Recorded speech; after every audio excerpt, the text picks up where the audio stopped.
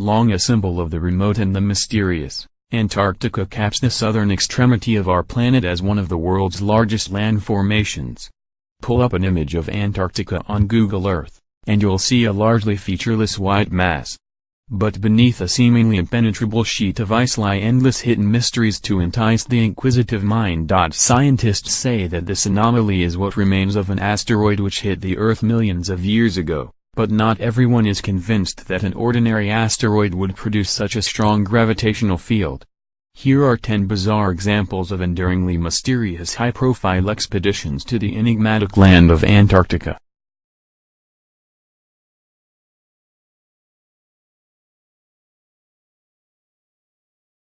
Number 10. New Swabland.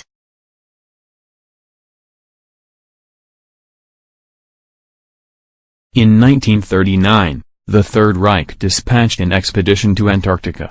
Yes, it's true, the Nazis did indeed attempt to establish a base on the frozen continent.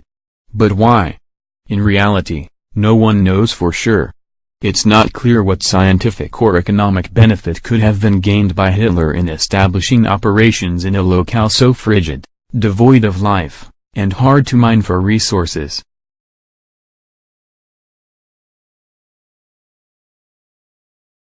Yet lack of evidence hasn't stopped the world from wondering if there's more to this story than meets the eye. After the Nazi surrender in 1945, 2 German U-boats arrived in Argentina with full crews.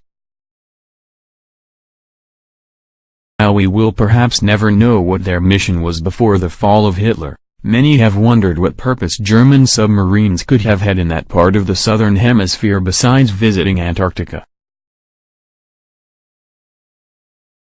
Then again, the potential of a swastika-bedecked Antarctic base isn't the only Nazi mystery at play in the southern half of the globe.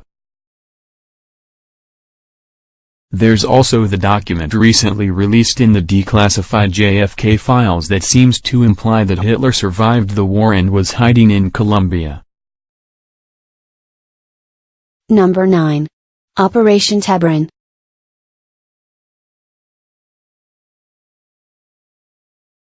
The Germans weren't the only World War II combatants to take an interest in the icy continent. In 1943, at the height of the war, the British government launched a fully manned expedition to Antarctica named Operation Tabrin. Why exactly keeping an eye on whaling fleets and denying safe anchorage to enemy vessels in this region was considered so important as to justify dispatching a state-of-the-art military vessel with a full complement of sailors to a region just about as far away from the Pacific and European theaters as possible remains a mystery.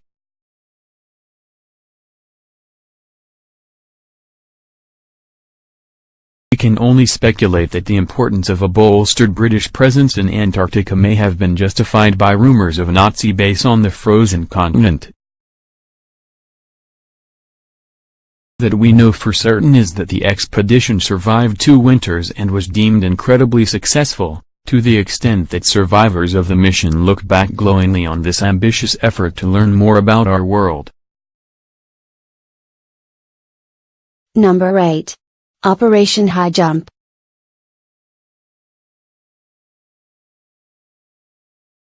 In 1946, with the psychological horrors of World War II still fresh in the minds of the American people, an expedition of no less than 13 battleships and 33 aircraft was dispatched to Antarctica by the U.S. Navy. Called Operation High Jump, this military expedition was overseen by none other than Admiral Richard E. Byrd, already famous for his solo flights over the icy continent.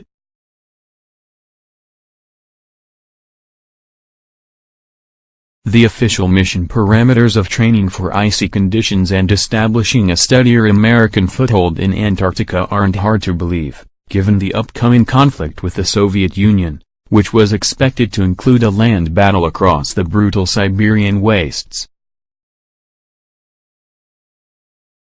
Nevertheless, in the pursuing years, there has been no end to speculation that the real objective of Operation High Jump was the eradication of the fabled Antarctic Nazi base.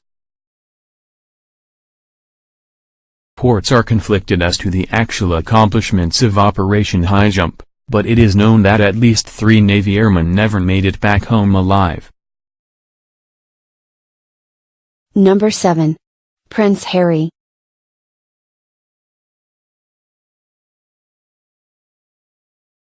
Vital context for historical Antarctic oddities in place. Let's fast forward to present times. In 2013, Prince Harry, fifth in line for the throne of the House of Windsor, led an expedition to the South Pole. The purpose of this adventure into the icy wastes was officially to honor the 12 injured servicemen and women who accompanied Harry on what was originally slated to be a competitive march across a section of the continent.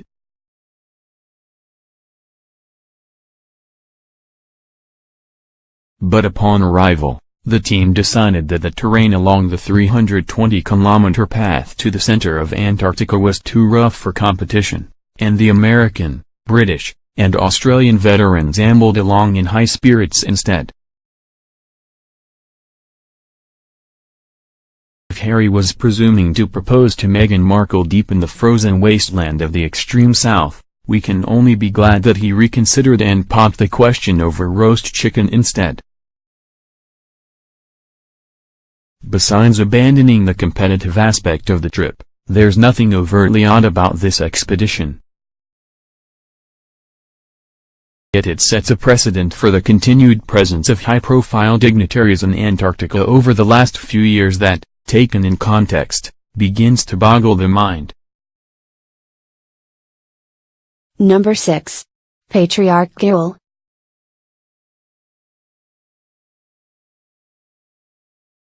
In February 2016, the heads of the Eastern Orthodox and Roman Catholic churches met for the first time since the Great Schism, the event which split the church into East and West nearly 1,000 years ago. The historic meeting in Cuba between Patriarch Kirill and Pope Francis was hailed by many as the beginning of a new age for Christianity, though no one could quite put their finger on why, out of the last 1,000 years, the two most powerful men in Christendom had decided to meet right then.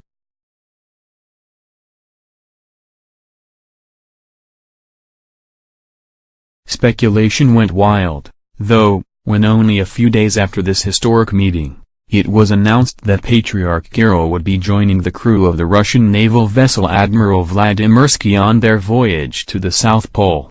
This announcement came close on the heels of reports that the Vladimirsky had made an unprecedented stop at the Saudi Arabian port of Jeddah on its way to Antarctica. At the time, Russia and Saudi Arabia were bitter economic rivals, making it hard to reckon what sort of business the crew or passengers of the Vladimirsky could have needed to conduct in the closest port to Mecca on their way to the South Pole. The only reason given for Patriarch Kirill's visit to Antarctica is that he wanted to pray at the tiny Orthodox church that had been erected on the icy continent decades ago. Did he really travel all that way to bless an empty frozen wasteland and congregate with penguins, or is there more to the bizarre story of the voyage of the Vladimirsky? Number 5. Tom Hanks.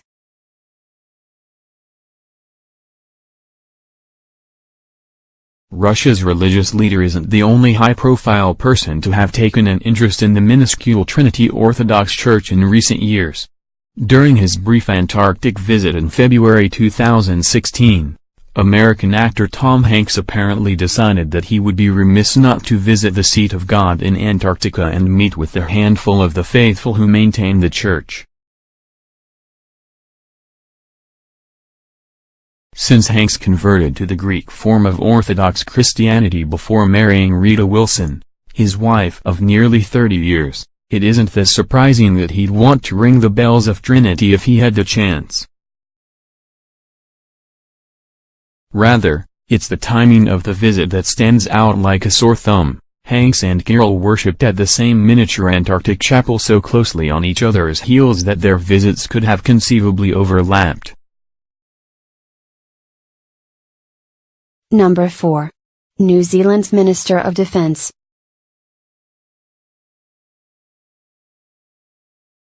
New Zealand isn't the closest country to Antarctica, the Kiwi government does play a major role in the goings-on in the land of ice and snow. In fact, the New Zealand Defence Force is a constant presence in Antarctica, where they protect the personnel at Scott Base and McMurdoch Station from the threat of killer penguins and from themselves.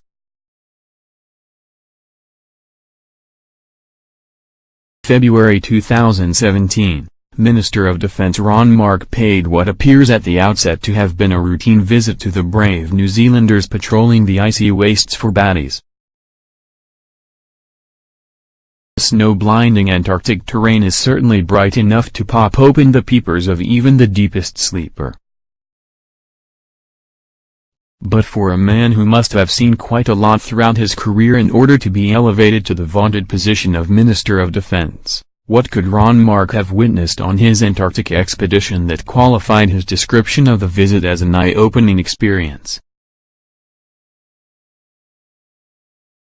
Number 3. John Kerry.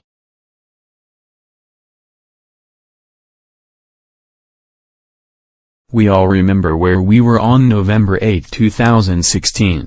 Whether we spent that day in tears of jubilation or tears of torment, Election Day 2016 was a historic day for the future of United States that, at least at the kickoff, no American wanted to miss.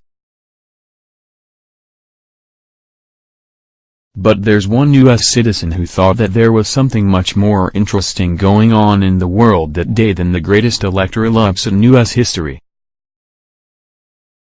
He was, at the time, America's highest-ranking diplomat and became the highest-ranking U.S. official to ever visit Antarctica.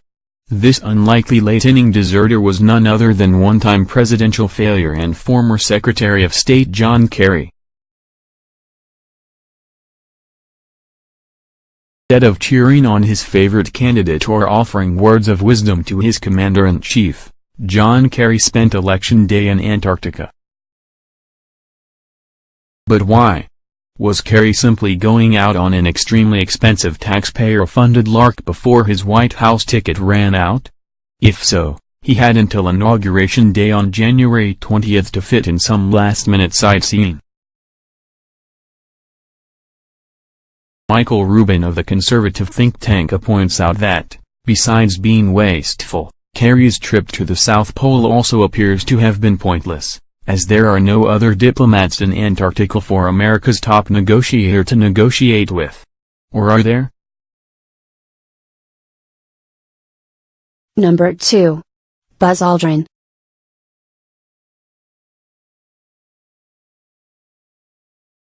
It seems that one of the first men to set foot on the moon wasn't satisfied with off-world tourism and wanted to tick Antarctica off his bucket list as well. Buzz Aldrin, who has gone public in the last few years as a certified space nut, embarked in late November 2016 on what would end up being an ill-fated voyage to the South Pole. The 86-year-old Aldrin was apparently cleared for the trip ahead of time by his doctors. He began to experience the symptoms of altitude sickness at some point along the journey and was rapidly evacuated to Christchurch, New Zealand, by the National Science Foundation. It was while he was still hospitalized in Christchurch that he was graced with a surprise visit from NASA Deputy Administrator David Newman. According to a tweet that Aldrin composed from his hospital bed, Newman had just completed her own tour of the icy continent and simply wanted to stop by to give Buzz her regards. But this whole story is riddled with questions from start to finish. If the elderly Aldrin was prone to altitude sickness, why did his doctors clear him to explore the 3,000-meter-high Antarctic plateau?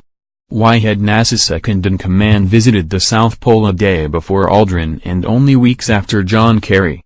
And why did she visit Buzz while he was still unwell in order to conduct a bedside meeting with all the optics of a military debriefing?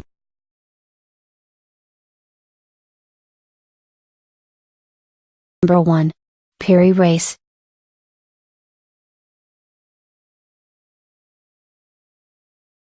Perhaps the reason behind all of these bizarre high-profile visits to Antarctica lies hidden centuries in the past. With the use of satellite imagery, the art of map-making, called cartography, has advanced beyond all possibility of error. But up until the early 1900s, inaccuracies in cartography were common. Yet there's one map from over 500 years ago that appears to capture a section of the Antarctic coastline in vivid detail. There's just one catch: there's no ice.